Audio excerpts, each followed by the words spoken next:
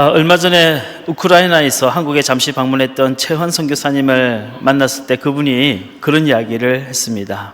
3년간의 전쟁을 통해서 보니까 힘없는 국민들은 자식을 잃기도 하고 고통을 많이 당하지만 정치인들은 오히려 이 전쟁통의 기회로 돈을 더 많이 벌고 부를 축적하더라는 겁니다. 이런 장면들을 보면서 세상의 부조리를 다시 한번 절감하게 되었다는 거예요. 평생을 하나님을 믿어왔고 복음을 전해왔던 선교사이지만 눈앞에 보이는 이런 부조리들을 보고 하나님께 묻지 않을 수가 없었다는 겁니다. 하나님은 왜 이 세상의 불의와 죄악을 보고도 가만히 계시는 겁니까? 하나님은 왜 저 악한 사람들을 심판하지 않으시는 겁니까? 하고 말입니다. 2차 세계대전 중에 아우슈비츠 수용소에서 홀로코스트를 경험했던 엘리 위젤이라고 하는 유대인 신학자가 있습니다. 그분이 정말 무고한 사람들이 가스실에 끌려가서 학살을 당하는 것을 지켜보면서 쓴 밤이라고 하는 책이 있어요. 이 책에서 이분이 이런 말을 합니다. 만일 하나님이 살아계신다면 나는 오늘 밤 하나님을 고소할 것이다. 그렇게 되면 나는 원고가 되고 하나님은 피고가 될 것이다 라고 말입니다. 하나님이 살아계신다면 어떻게 이렇게 불의한 일이 벌어질 수 있는가 하는 마음으로 하나님께 탄식하는 겁니다. 그분이 믿음이 없어서 이런 글을 쓴 것이 아니고요.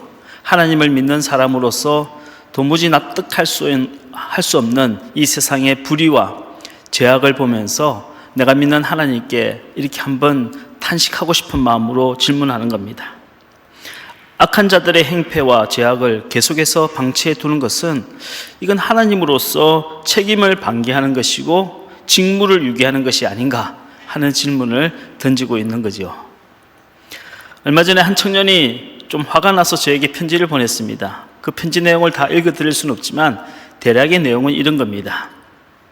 나는 더 이상 하나님을 믿을 수가 없습니다. 하나님이 있다면 이런 죄악을 가만히 보고만 있을 리는 없잖아요.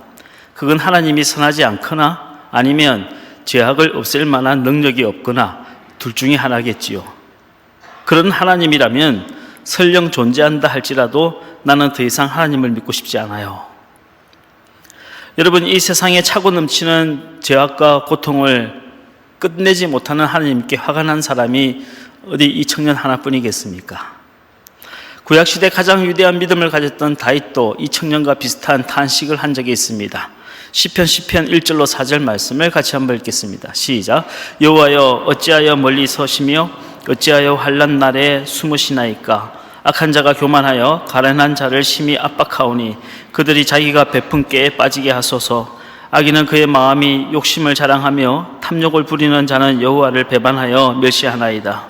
악인은 그의 교만한 얼굴로 말하기를 여호와께서 이를 감찰하지 아니하신다 하며 그의 모든 사상에 하나님이 없다 하나이다. 하나님, 이 세상이 이렇게 악하게 돌아가는 걸 보고도 하나님은 도대체 어디에서 무엇을 하고 계시는 겁니까? 저 악한 자들이 힘없는 사람을 저렇게 괴롭히고 압제할 때, 저 악인들이 기세등등하면서 하나님이 어디 있냐, 이 세상에 돈만 있으면 되지, 권력만 잡으면 되지, 믿음이 무슨 소용이 있냐라고 큰 소리 칠 때 도대체 하나님은 어디에서 무엇을 하고 계시는 겁니까? 하고 탄식하는 겁니다. 또 다른 시편을 한 편 읽어볼까요? 시편 13편 1절 말씀 시작. 여호와여 어느 때까지니까 나를 영원히 잊으시나이까? 주의 얼굴을 나에게서 어느 때까지 숨기시겠나이까?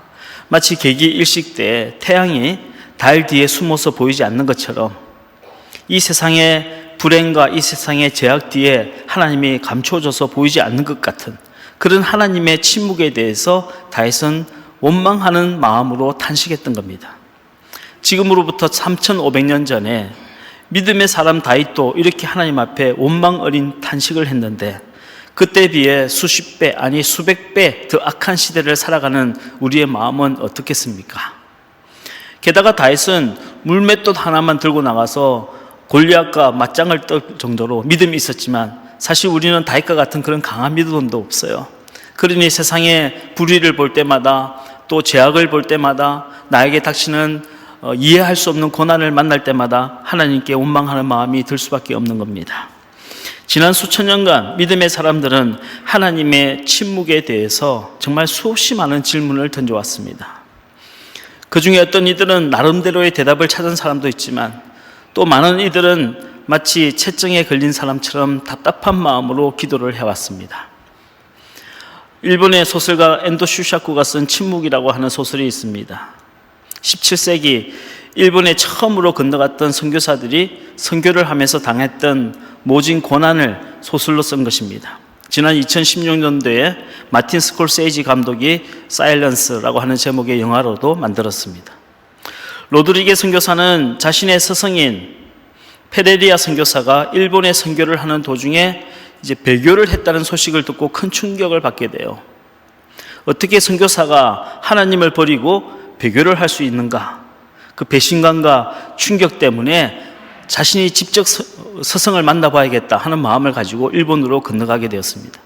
하지만 그곳에서 로드리게 선교사는 인간으로서 차마 상상할 수 없는 그런 끔찍한 장면들을 목격하게 됩니다. 일본 사람들은 선교사를 잡아서 펄펄 끓는 물에 담궜다가 끄집어내서 사람의 껍질을 벗겨 죽였어요. 또 바닷가에 나무 십자가에 매달아 놓고 꼼짝달싹 못하게 해서 바닷물에 밀물이 조금씩 차게 해서 결국 그 사람을 물에 빠져 죽게 했습니다. 심지어 흙에 구둥이를 파놓고 사람을 거꾸로 매달아 놓은 상태에서 귀에 구멍을 내어서요, 피가 한 방울씩 떨어지게 했어요. 피가 조금씩 사라지게 해서 고통을 느끼며 천천히 죽게 만들었습니다. 엔도 슈샤쿠는 이 소설에서 이런 질문을 던지고 있는 겁니다. 하나님은 왜 그의 자녀들이 고통을 받을 때 침묵하고 계시는 건가? 하나님은 왜 악한 자들이 저렇게 마음 놓고 악을 행할 수 있도록 가만히 내버려 두시는 걸까? 이 소설의 결말이 어떻게 될까요? 로드리게 선교사도 그의 스승인 페레리라 선교사와 마찬가지로 결국 일본에서 배교를 하게 됩니다. 일본인들은 예수님의 사진을 땅에 두고 이 사진을 발로 짓밟고 지나가면 목숨만은 살려주겠다고 했어요. 로드리게 선교사가 예수님의 사진을 바라보며 주저하고 있을 때 갑자기 하늘에서 이런 음성이 들리는 겁니다. 밟아도 좋다. 나는 너희에게 짓밟히기 위해서 이 땅에 태어났고 너희의 고통을 함께 나누기 위해서 십자가를 진 것이다. 이 소설에서 엔도 슈샤쿠는 우리의 질문에 대해서 이렇게 답하고 있는 겁니다. 하나님은 지금 침묵하고 계시는 것이 아니라 그의 자녀들의 고통을 함께 받고 계신 것이다. 믿지 않는 사람들은 하나님이 고통을 받고 계신다니 이게 무슨 소리인가? 무슨 이런 무능한 신이 다 있는가? 이런 무능한 신을 인간이 어떻게 믿을 수 있는가? 라고 항변할 수 있습니다. 하지만 2000년 전 십자가 위에서 저항을 한 번도 하지 아니하시고 피 흘려 죽으심으로 우리의 모든 죄를 용서하신 예수를 그리스도로 믿는 사람이라면 엔도 슈샤쿠의 이 결말에 조금은 동의할 수 있을 것입니다. 세상이 아무리 악하고 우리가 당하는 고통이 아무리 큰다 한들 예수님이 당하신 십자가만큼 더 억울하고 고통스러운 일은 없을 겁니다. 십자가야말로 인류 역사상 가장 부조리한 악이며 가장 큰 고통입니다. 그 큰 고통을 당하신 주님이시기 때문에 우리와 교감하시고 우리의 아픔을 아시고 우리를 구원하시는 겁니다. 제가 20대 청년 때요, 교회를 다니면서도 아무리 하나님을 믿어도 도저히 이해할 수 없는 것이 하나가 있었어요. 나쁜 사람들은 저렇게 떵떵거리면서 잘 사는데 왜 착한 사람들은, 내가 사랑하는 사람들은 그렇게 일찍 데려가셨을까 하는 거였습니다. 솔직히 그때는 하나님이 너무나 원망스러웠습니다. 하지만 성령을 받고 은혜를 받고 주님의 사랑에 조금씩 물들어가면서 하나님의 뜻에 대해서 눈이 뜨이기 시작하고 이해하기 시작했습니다. 나쁜 사람들이 오래 사는 건 그만큼 회개의 기회를 주신 겁니다. 그 사람은 죽으면 다 지옥 가니까 죽기 전에 회개하라고 하나님이 기회를 주신 겁니다. 천에 하나, 만에 하나라도 회개하기를 바라시면서 오랫동안 참고 기다리시는 하나님 아버지의 마음인 겁니다. 우리는 그들 때문에 화가 나 있지만 하나님은 그들을 불쌍히 여기신다는 겁니다. 죽어도 죄가 더 많은 내가 죽었어야지 왜 그 사람이 죽었을까? 정말 오랫동안 풀리지 않는 문제였습니다. 그러던 어느 날 기도하는데 제 마음속에 그런 깨달음이 왔어요. 그 사람보다 더 사랑하지 못한 내가 남아서 그 사랑을 다 하고 오라고 하나님이 나를 남겨주신 것이다. 그런 생각을 하니까 먼저 떠난 사람에 대한 죄책감도 조금씩 줄어들고 내가 살아야 할 이유도 발견하게 되었습니다. 어떤 사람은 그런 말을 하겠지요. 나중에 죽어서 지옥 가면 뭐하냐? 지금 저렇게 잘 살고 있는데. 반대로 나중에 복을 받으면 뭐하냐? 지금 이렇게 힘든데. 하지만 천국의 복락이 얼마나 큰 것인지, 반대로 지옥의 고통이 얼마나 큰 것인지, 그리고 천국과 지옥이 얼마나 영원한 것인지를 믿는 사람이라면 하나님의 오랜 기다림과 침묵에 대해서 절대로 불평하지 못할 겁니다. 하나님은 왜 세상의 죄악을 보고도 침묵하시는가? 우리의 이 질문에 대해서 성경은 어떻게 대답을 하고 계시는지 말씀을 찾아보고 함께 은혜를 나누도록 하겠습니다. 오늘 본문의 말씀을 보니까 우리와 비슷한 이유로 믿음의 회의를 느끼며 시험이 들고 하나님께 화가 난 사람이 등장합니다. 바로 선지자 요나입니다. 오늘 요나서 4장 5절 말씀을 같이 한번 읽겠습니다. 시작. 요나가 성읍에서 나가서 그 성읍 동쪽에 앉아 거기서 자기를 위하여 초막을 짓고 그 성읍에 무슨 일이 일어나는가를 보려고 그 그늘 아래에 앉았더라. 지금 요나는 니느웨 성 동쪽에 있는 언덕에 올라갔어요. 그리고 아예 천막을 딱 쳐놓고 그 천막에 앉아서 지금 니느웨 성이 어떻게 되는가 하는 것을 쳐다보고 있는 겁니다. 니느웨 성은 아수르 제국의 수도입니다.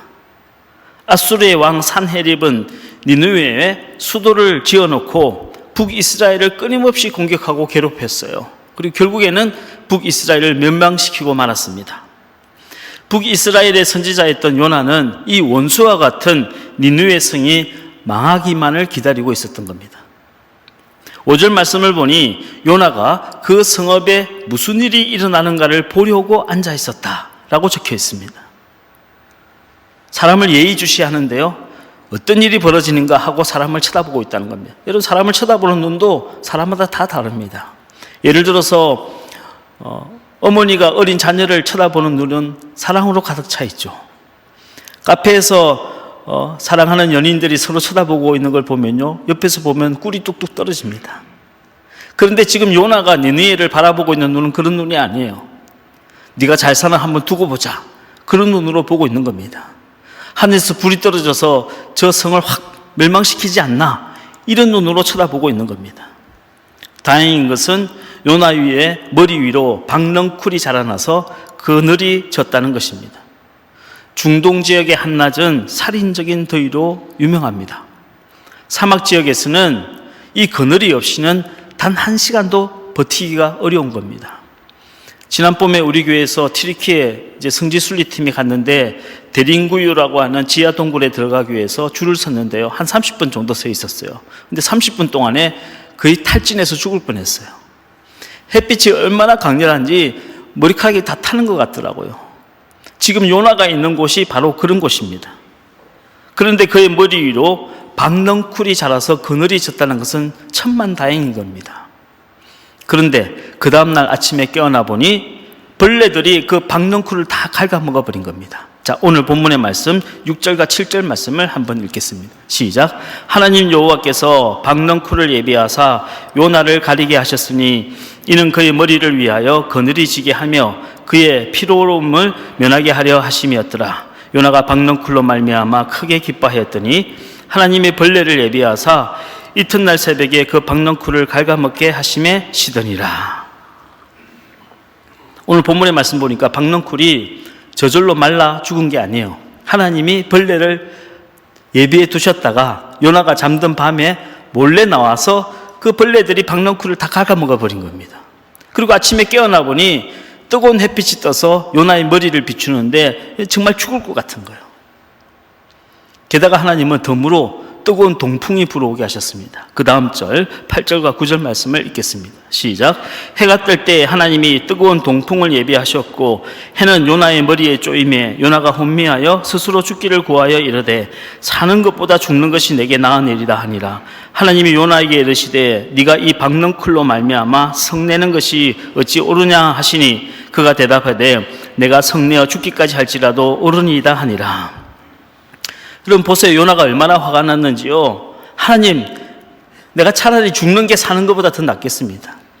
여기서 그냥 확 죽어버렸으면 좋겠습니다. 하나님께 이렇게 원망했어요. 하나님께서 요나에게 네가 다른 것도 아니고 이 박넝쿨 하나 때문에 나한테 이렇게 원망하는 것이 그게 옳은 것이냐 하고 물으시자 요나가 뭐라고 대답하냐 하면, 예, 맞습니다. 하나님, 옳습니다. 내가 내 화를 못 이겨서 죽는 한이 있더라도, 내가 내 성질머리를 못 참아서 죽는 한이 있더라도 나는 옳고 하나님은 틀렸습니다. 이렇게 대답한 거예요. 여러분, 구약성경 전체를 통틀었어요. 하나님 앞에서 이렇게 무례하게 화를 내고 덤빈 사람은 단 한 사람도 없어요. 구약성경 전체를 통해서 요나라고 하는 인물 단 한 명밖에 없는 겁니다.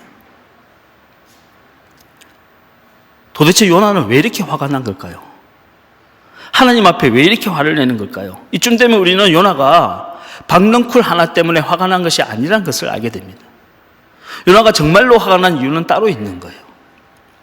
어느 날 하나님은 요나에게 아수르의 수도인 니느웨에 가서 복음을 전하라고 했습니다. 그렇지 않으면 곧 니느웨가 망할 거라고 말씀하셨어요. 그러자 요나는 이 말씀을 정면으로 위반하고 니느웨와 정반대에 있는 다시스로 가는 배를 타고 도망을 가버렸어요. 왜요? 니느웨 사람들이 너무 미운 거예요. 요나는 이스라엘만 구원을 받아야지 이스라엘을 괴롭히는 저 악한 니느웨 사람들은 멸망을 받아야 한다고 생각하고 있었던 겁니다. 우리 속담에 개꼬락선이 미워서 낙지 산다는 말이 있습니다. 들어보셨나요? 내가 키우는 개가 너무 보기 싫으니까요, 너무 미우니까 만약에 내가 고기를 사 먹으면 뼈다귀가 남잖아요. 개가 그 뼈다귀를 핥아먹는 게 기분 나쁜 거예요. 생선을 사 먹으면 생선 머리가 남잖아요. 그 개가 또 그 생선 머리를 핥아먹을까 봐 기분 나쁜 거예요. 그래서 아무것도 안 남는 낙지를 사 먹는다는 거예요. 내가 낙지가 좋아서 사 먹는 게 아니라 개가 보기 싫어서 낙지를 사 먹는단 말이에요. 여러분 중에 그런 분 없는 줄 아십니까?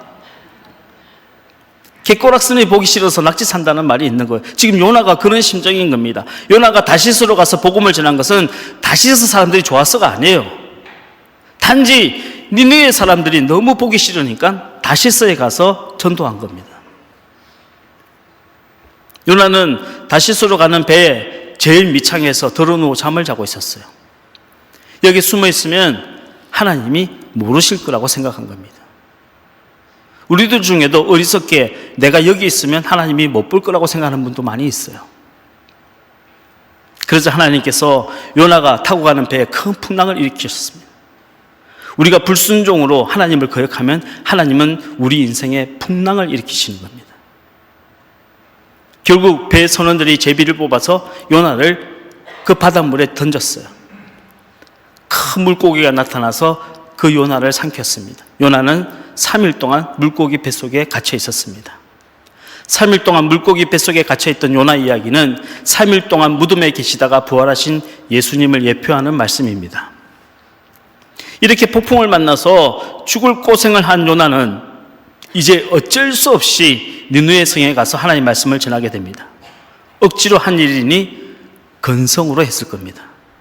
그리고 오늘 본문인 요나서 4장에서 요나는 니느웨 성 동편에 언덕 위에 올라가 천막을 쳐놓고 니느웨 성이 망하나 안 망하나 한번 보자 하고 보고 있었던 거예요.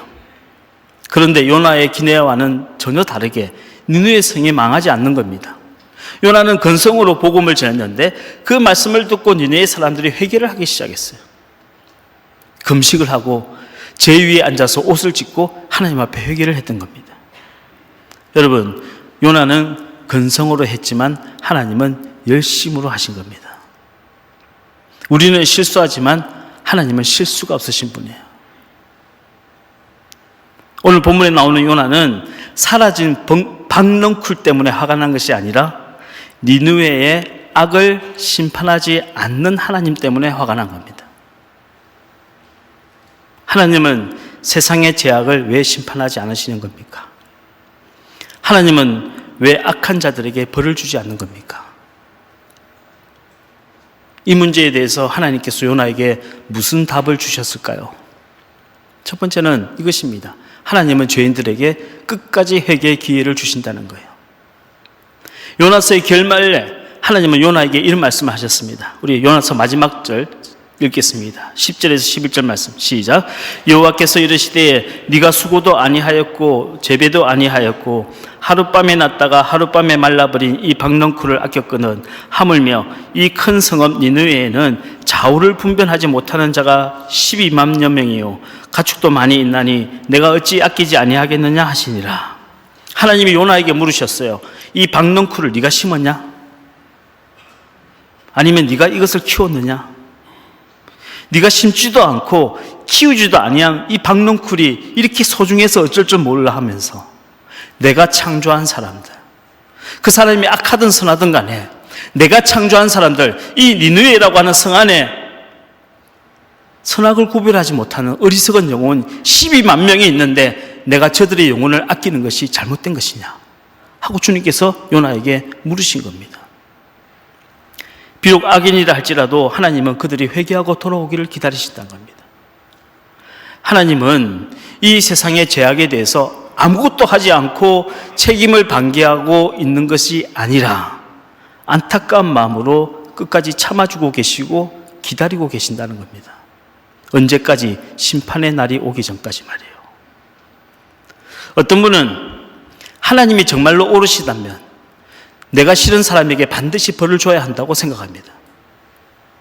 또 어떤 분은 하나님은 믿음의 사람에게만 은총을 베푸셔야지 악한 사람에게는 은총을 베풀어서는 안 된다고 생각합니다. 그것이 하나님의 공의라고 생각해요. 하지만 예수님께서는 다르게 말씀하셨어요. 예수님께서는 하나님께서는 모든 피조물들에게 은총을 베푸신다 하고 말씀하셨습니다. 마태복음 5장 45절 말씀을 읽겠습니다. 시작. 이같이 한즉 하늘에 계신 너희 아버지의 아들이 되리니 이는 하나님이 그 해를 악인과 선인에게 비추시며 비를 어려운 자와 불의한 자에게 내려주심이라. 어떤 신학자가 이런 말을 했어요. 하나님은 하나님의 형상대로 인간을 창조하셨고 인간은 자기 욕망대로 하나님을 창조하였다. 내 욕망대로 만든 신을 우상이라고 부르는 겁니다. 인간은 우상을 숭배하면서 하나님을 믿는다고 말하는 겁니다. 하나님의 팔을 비틀어서라도 내 뜻대로 응답하라고 조릅니다. 하나님은 무조건 내 편만 들어주셔야 한다고 주장하는 겁니다. 그리고 그것이 하나님의 공의라고 말합니다. 하지만 여러분, 하나님이 내 편이 되어주시는 것이 공의가 아니라 내가 하나님 편에 서는 것이 공의인 것입니다. 하나님이 내가 원하는 대로 다 들어주시는 것이 기도 응답이 아니라 내가 마침내 하나님의 뜻에 순종할 수 있게 되었을 때 우리는 그것을 기도 응답받았다고 말하는 겁니다. 악인들을 심판하시는 것은 하나님의 몫이고 우리의 몫은 악인들이 회개하고 돌아오도록 기도하는 겁니다. 여러분, 영적으로 분별하시기를 주의 이름으로 축원합니다. 여러분, 우리 하나님은 오랫동안 참으시지만 영원히 참으시는 분은 아니십니다. 우리 하나님은 악인들은 반드시 심판하는 줄로 믿으시길 바랍니다. 그날에는 하나님의 불꽃 같은 눈초리를 피할 자가 아무도 없는 겁니다. 그날이 도둑같이 임하기 전에, 재앙이 끓는 가마솥같이 부어지기 전에 한 영혼이라도 더 구원하시는 것이 우리 하나님의 뜻인 것입니다. 두 번째, 하나님은 악과 고통을 통해서 참된 믿음을 만들어 나가십니다. 뜨거운 풀무불을 통과해야 순도 99.9%의 점검이 만들어집니다. 마찬가지로 이 세상의 불의와 고통이라는 풀무불을 통과해야 우리는 하나님 보시기에 온전한 믿음을 가질 수가 있게 되는 겁니다. 베드로전서 4장 12절로 13절 말씀을 같이 한번 읽겠습니다. 시작. 사랑하는 자들아, 너희를 연단하려고 오는 불시험을 이상한 일 당하는 것 같이 이상히 여기지 말고 오히려 너희가 그리스도의 고난에 참여하는 것으로 즐거워하라. 이는 그의 영광을 나타나실 때 너희로 즐거워하고 기뻐하게 하려 함이라. 아멘. 그리스도의 고난에 참여하는 것을 기쁘게 여기라 했어요. 고난에 참여하는 것을 기쁘게 여기라. 고통을 즐기는 메조키스트가 되라는 뜻이 아니에요. 이 정도 고난을 통과해야 하나님 보실 때 구원에 이를 수 있는 믿음에 도달한다는 겁니다. 다니엘의 세 친구 사드락, 메삭, 아벤노고는 풀무불에 들어가서 인자를 만났어요. 하나님의 아들이신 예수 그리스도를 만나게 됩니다. 다니엘은 사자굴에 던져진다는 밤에 하나님을 만났습니다. 요셉은 억울한 누명을 쓰고 감옥에 들어갔을 때 비로소 하나님의 지혜를 얻게 되었습니다. 용광로의 온도가 960도가 되면 은이 나오기 시작합니다. 그리고 1060도가 되면 드디어 금이 나오기 시작하는 겁니다. 우리의 믿음도 저절로 생겨나는 것은 아닙니다. 하나님이 주시는 이 세상의 불행과 고난을 통과해 나가면서 구원에 이르는 믿음에 도달하게 되는 것입니다. 여러분, 하나님의 뜻은 이 세상을 유토피아로 만드는 것은 아닙니다. 이 세상은 장망성이에요. 어차피 망할 곳입니다.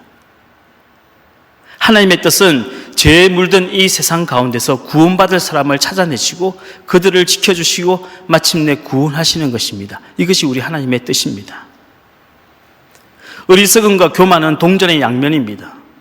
어리석은 인간들은 내가 잘해서 세상을 유토피아로 만들 수 있다고 생각합니다.